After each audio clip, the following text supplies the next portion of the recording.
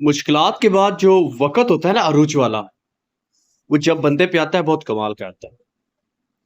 اس میں بندہ جب دعا کرتا ہے نا مشکلات کے وقت، تو اس کی دعائیں رد نہیں ہو رہی ہوتی، وہ ان کی دعائیں جمع ہو رہی ہوتی ہیں، اور وہ دعائیں اس وقت کا انتظار کر رہی ہوتی ہے کہ ایک صحیح وقت آئے اور وہ دعائیں قبول ہو جائیں۔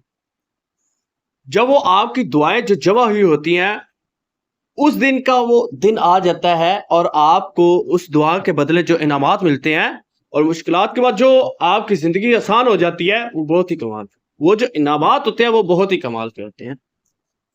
آپ کی زندگی آسان اور اتنی پرسکین ہو جاتی ہے۔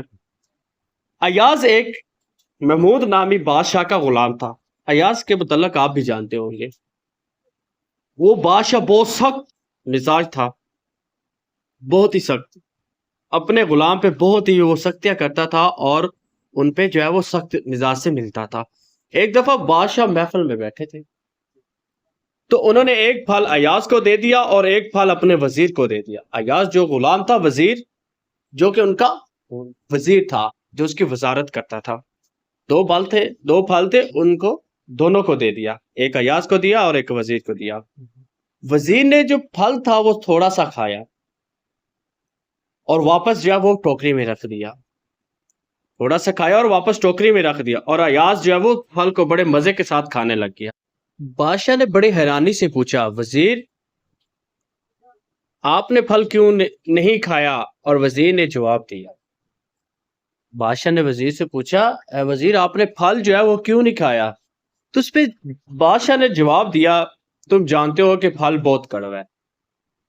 وزیر کہنے لگا بادشاہ کو، پھل بہت کڑوا ہے لیکن پھر بھی اب مزے کے ساتھ نہیں کھایا جاتا، تو اسی لیے میں نے رکھ دیا۔ بادشاہ نے پھر جو ہے وہ ایاز سے پوچھا کہ وزیر بتا رہا ہے آپ کا پھل جو ہے کڑوا ہے، پھر بھی آپ مزے کے ساتھ کھا رہے ہو۔ ایاز بتایا، حضور اعلیٰ بہت مشکلات کے بعد اب آسانی آئی ہے، اس لیے میں اس کو بڑے مزے کے ساتھ انجوائے کر رہا ہوں۔ یعنی ایاز نے ساری زندگی جو ہے نا غلامی میں گزاری، تو بادشاہ نے اس کو جب پھل دیا تو وہ بڑے مزے کے ساتھ، یعنی مشکلات کے بعد وہ جب آسانی کی طرف آیا تو اس نے اس کو خوب انجوائے کیا۔ یاد رکھیے گا، رب کی ذات جب مشکلات کے بعد آپ کو آسانیاں دیتی ہیں نا، جو وہ آسانیاں ہوتی ہیں وہ آپ کی پرسکون والی زندگی ہوتی ہے، وہ بہت زیادہ عروج پہ ہوتی ہے۔ تو آپ جب دعا کر رہے ہوتے ہیں تو آپ یہ نہ سمجھے کہ ہماری دعائیں قبول نہیں ہو رہی تھی، آپ کی دعائیں قبول ہوتی ہیں، بس وہ ایک وقت کا انتظار کر رہی ہوتی ہے کہ ہم کس وقت پہ قبول ہوں۔ تو دوستو، اگر آپ ہمارے YouTube چینل پہ نیو ہے تو پلیز سبسکرائب کر لیجیے گا اور ساتھ میں دیے گئے بیل آئیکن کو بھی